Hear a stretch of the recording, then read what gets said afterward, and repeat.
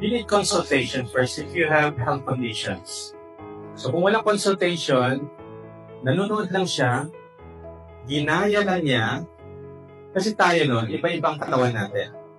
It might work for him or her, pero it might not work for you.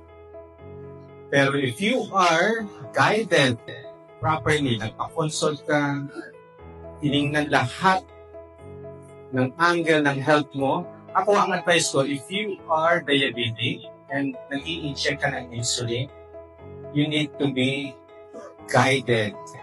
Hindi pwedeng mag-solo. Hindi kaya sobrang taas ng sugar na. Kasi kung tama ang ginagawa niya, hindi dapat mag-shoot up ng gano'n.